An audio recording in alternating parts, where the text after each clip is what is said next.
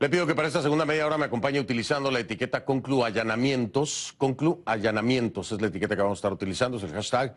A mi cuenta en Twitter, @soyfdelrincón, @soyfdelrincón. Desde este lunes, varios magistrados del Tribunal Supremo de Justicia de Venezuela, designados por la Asamblea Nacional, han denunciado allanamientos a sus propiedades por parte del Servicio Bolivariano de Inteligencia, o SEBIN, como se le conoce, ¿no? Recordemos que estos 33 magistrados fueron juramentados por la Asamblea Nacional el 21 de julio del año pasado, tras considerar ilegítimo el proceso de elección de jueces que llevó a cabo el presidente del Tribunal Supremo de Justicia, Michael Moreno. Inmediatamente el TSJ desconoció a estos magistrados y luego se los acusó de usurpación de funciones y traición a la patria. Por lo tanto, los magistrados comenzaron a trabajar desde el exilio en diferentes países y recientemente inauguraron su sede en Panamá. De acuerdo con el secretario general de la OEA, de la Organización de Estados Americanos, Luis Almagro, 8 de estos magistrados y algunos de sus familiares fueron víctimas de estos allanamientos. En su cuenta de Twitter, Almagro condenó los hechos y escribió una lista de los magistrados afectados. Entre ellos estarían Miguel Ángel Martín en Valencia, Antonio Marval también en Valencia, Pedro Troconis en Barquisimeto, Scioli Zambrano en Mérida, Elenis Rodríguez en Maturín, José Sabino Zamora en Caracas, Ramón Pérez Linares en Barquisimeto, Álvaro Marín en Caracas. Algunas denuncias se dieron a conocer en redes sociales. Una de las primeras fue la del magistrado en el exilio Pedro Troconis, quien a través de Twitter escribió lo siguiente, dijo: denunciamos al SEBIN, quienes en este momento se encuentran en el edificio en donde está mi oficina, forzando la puerta para ingresar. Y ahí copió a la OEA oficial, a la ONU, a Almagro, a la Corte Interamericana de Derechos Humanos y a la Corte Penal Internacional, Criminal Internacional. Por su parte, la jueza Elenis Rodríguez, quien permanece como asilada política en Chile, también denunció el allanamiento a la casa de su madre. Rodríguez escribió en Twitter lo siguiente: en ese momento están allanando la casa de mi mamá en Maturín, estado Monagas, urbanización Laguna Paraíso, Villa 472. Mi madre tiene principios de Alzheimer. Hago responsable al gobierno por lo que pueda sucederle a ella y a mi familia. Por favor, RT, o sea, retuitear. Ante estos hechos, la Cancillería de Chile emitió un comunicado donde expresó preocupación por las denuncias realizadas por varios magistrados y pidió al gobierno de Venezuela respetar los derechos de todos los venezolanos. Recordemos que el Tribunal Supremo de Justicia en el exilio, reconocido como único y legítimo por la oposición venezolana, investiga al presidente Nicolás Maduro por presuntos delitos de corrupción en el caso Odebrecht.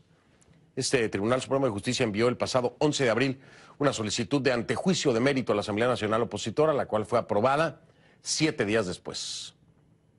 Vamos a hablar más acerca de este tema con mi invitado esta noche, es uno de los protagonistas.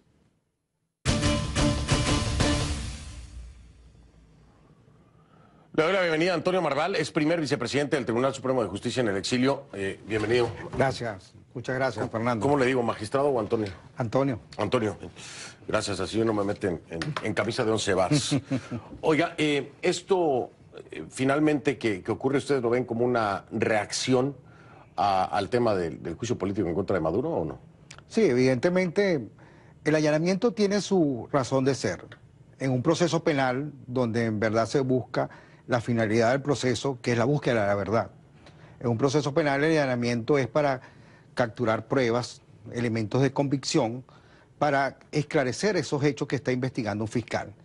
No se concibe un allanamiento 9 meses después que supuestamente nosotros cometimos el delito de traición a la patria y usurpación de funciones. De manera que no tiene sentido hacer un allanamiento. O sea, lo hubiera hecho antes, es lo que me está diciendo, ¿no? En todo caso. En todo caso. En todo caso. En hacer un allanamiento en moradas y en oficinas, porque ¿qué tipo de evidencias van a buscar en una investigación si es que la están llevando? Esto evidentemente es un producto de una reacción ante el juicio que se está llevando a cabo, como usted bien lo acabas de señalar, en contra del presidente. Tenemos en los actuales momentos iniciar ya un proceso, hubo una etapa de un antejuicio de mérito que fue posteriormente llevada a la Asamblea Nacional y la Asamblea Nacional autorizó la continuación ahora del proceso como tal. De manera que esto es una parte de una retaliación por parte de un fiscal incluso ilegítimo.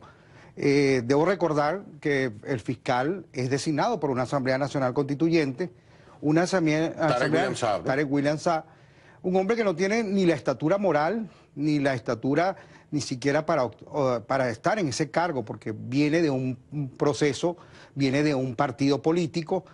Un fiscal general de una república tiene que ser un hombre objetivo, ecuánime, transparente, incluso de llevar una vida privada y pública con honestidad. Un hombre que ha sido cuestionado cuando fue gobernador, hay muchas investigaciones en su contra. ¿Y cómo es posible? ¿Hay muchas investigaciones? Investigaciones, había investigaciones en su contra. Por supuesto, esas investigaciones, casos relacionados con el ejercicio de su función como gobernador en el estado de Anzoátegui. Entonces, de manera que no puede ser un fiscal designado de la manera como fue designado por una Asamblea Nacional Constituyente ilegítima y que ahora tome posesión después de haber sido defensor del pueblo, sí. Que son incluso dos figuras en contraposición. No se puede ser defensor y posteriormente acusador. Él prácticamente se fusionó esas dos figuras en una persona. Le dirá que es abogado, entonces puede ser defensor o fiscal, ¿no? Sí, pero para ser fiscal general, una condición, un requisito sine qua non es que ese fiscal no tenga ninguna vinculación política con la afiliación política, que es lo que siempre hemos hablado. Exactamente. En Venezuela es un tema recurrente en todos los poderes públicos, ¿no? Las afiliaciones partidistas a favor, obviamente, del partido del gobierno. Ahora, aquí hay algo muy importante, es el tema Odebrecht y los documentos que, si no me equivoco, aporta la exfiscal Luisa Ortega y esta revisión que hacen ustedes acerca del contenido. Quiero yo preguntarle, los elementos de prueba que ustedes tienen, a los que han tenido acceso con el caso de Odebrecht, vinculando directamente a Nicolás Maduro, ¿qué tan contundentes son y de qué forma podrían trascender cuando en Venezuela se tiene el control total por parte del gobierno? Ok, a la luz de la Constitución, Luisa Ortega Díaz es la fiscal. Claro. Es la fiscal por cuanto ella fue destituida por la Asamblea Nacional Constituyente, que había sido designado por la Asamblea Nacional, órgano que también nos designó a nosotros. De manera que a la luz de la Constitución y a la luz del internacionalmente, ella es la fiscal. Sí, y yo como hago titular, la referencia siempre, como titular de la acción penal. Por la territorialidad. Sí, ¿no? exacto, por el espacio. Exacto. Como titular de la acción penal, ella hizo una serie de investigaciones con el caso de Odebrecht. Fue presentado, en colaboración con la justicia brasileña. En colaboración con la justicia. Claro, o sea, esto no es una Luisa Ortega sola. Exactamente. Va a Brasil y en Brasil incluso recaba elementos de convicción. Esos elementos de convicción son presentados a la sala plena, que es el tribunal competente para juzgar al presidente por su condición de alto funcionario. Se hizo un análisis de esos elementos que ella presentó y una vez que se estudió, se designó un ponente, ese ponente presentó la ponencia a la sala plena, la cual fue aprobada por unanimidad, y una vez que acordamos, el inicio del antejuicio de mérito, la autorización, en este caso, para que el presidente sea allanada su inmunidad o su condición de presidente. Se despoja de su condición. Esta es una protección legal que estableció en la Constitución. Claro, primero se que tiene evidentemente que se tiene exactamente. Para poder entrar una vez que es autorizada por parte de la Asamblea Nacional, con 105 votos, diputados que autorizaron de una manera, digamos, valiente ante las condiciones que se está viviendo en nuestro país, autorizaron la continuación del juicio como tal. Nos corresponde ahora a nosotros llevar a una audiencia preliminar y posteriormente a una audiencia de juicio, donde se va a determinar la responsabilidad penal o no del ciudadano Nicolás Maduro. Le estamos dando incluso todas las garantías del debido proceso, del derecho a la defensa, que como es bien sabido en Venezuela no se cumple con el debido proceso, con el derecho a la defensa. Ocurrió en el caso nuestro que una vez que es capturado un magistrado, es presentado ante una jurisdicción militar que no es el juez competente, incluso no tuvo la oportunidad de estar asistido por abogado. Nosotros le hemos dado la oportunidad a través de una notificación donde se le notifica o se le cita para que comparezca al juicio. Como no acudió, se le designó un defensor. No fue que tomamos una decisión. Pero ha hecho caso omiso a todo esto. Ha hecho caso omiso a todo eso. nuevamente se le va a enviar una vez fijada Magistrado, el día. bueno, magistrado, señor Marván, ¿le pueden enviar 1 millón de citaciones o de notificaciones? Bueno, es una posición contumaz y el código prevé esa situación. En Venezuela, cuando la persona no acude a un proceso, está en una situación contumaz. Eso se puso muy de moda con los planes en las cárceles, que no acudían a los llamados del tribunal y los juicios no se podían paralizar. Entonces, ante esa situación contumaz, se le designa un defensor público.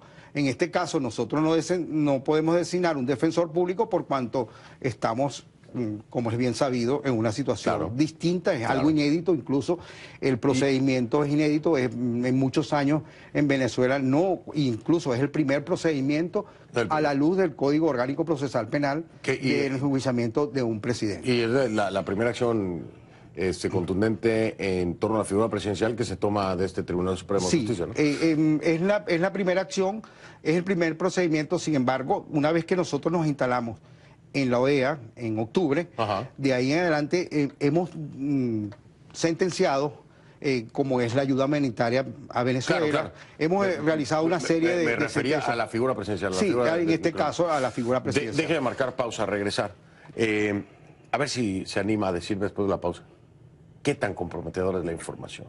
¿Qué tan grave es la situación de Odebrecht? Porque yo se lo digo particularmente, que estuve muy de cerca con todo esto, lo que pasó en Perú, ¿no? Con expresidentes, Ollanta Humala, Alan García, es decir, hay procesos en todo. Pero Perú está en el final de la lista, en la cola de la lista del número de dólares en las coimas. Venezuela no, Venezuela está en el segundo lugar, después de Brasil, y no ha pasado nada. Díganme cuando regresemos, ¿qué tan grave es esto? ¿Qué tan sucio es el tema de Odebrecht en Venezuela, vinculado a la figura del presidente Nicolás Maduro? Dígamelo, por favor, de regreso. Hago una pausa, entonces regreso con Antonio Marván, primer vicepresidente del Tribunal Supremo de Justicia en el exilio.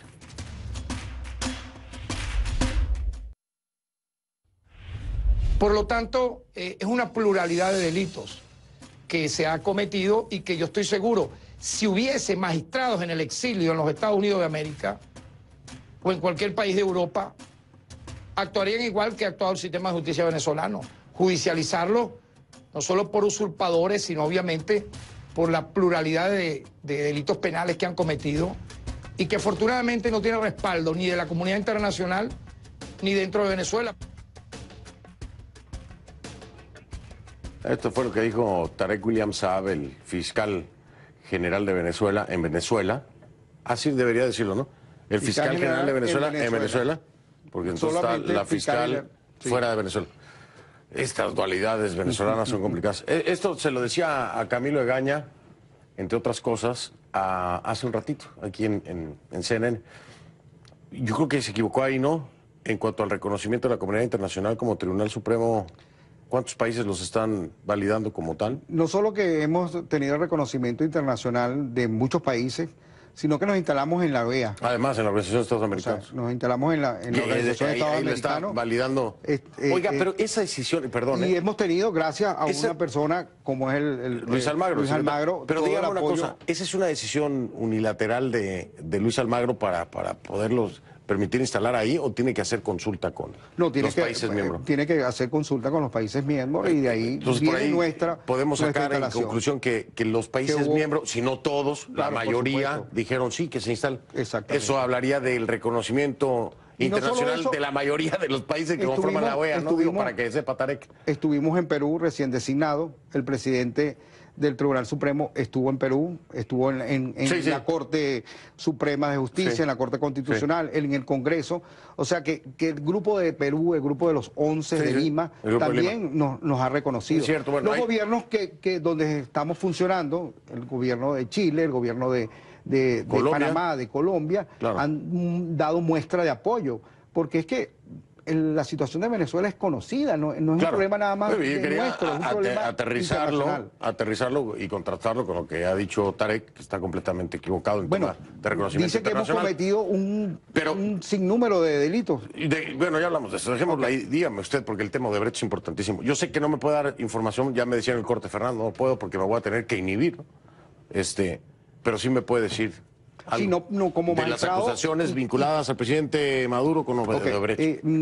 Como magistrado y como en este momento vamos a conocer el inicio de un proceso, de un juicio penal en contra del presidente, evidentemente no puedo emitir una opinión. Claro. Sin embargo, quiero señalar que la denuncia está debidamente sustentada, acompaña los elementos debidamente donde se efectuaron una serie de pagos sobre obras que asciende a los 2.500.000.000 dólares. 2.000 millones. 2.000 millones. O sea, 2 billones. 2 billones. 2 billones. 500.000 millones de dólares. Uf, asciende en este momento la cantidad que debidamente sustentada la fiscal presentó esas pruebas y que vamos a debatir debidamente en un juicio. Y que además hay manera de comprobar eso con las autoridades brasileñas. Oiga, me tengo que ir. Gracias, Fernando. Me quiero agradecer. Agradecido por esta invitación. Estamos al pendiente de siempre lo que ocurre en Venezuela.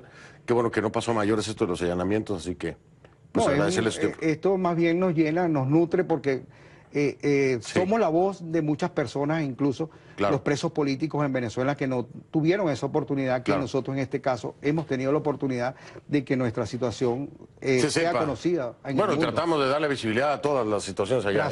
Gracias. Antonio Marval, primer vicepresidente del Tribunal Supremo de Justicia fuera de Venezuela, o en el exilio, como dicen algunos. Ya hago pausa.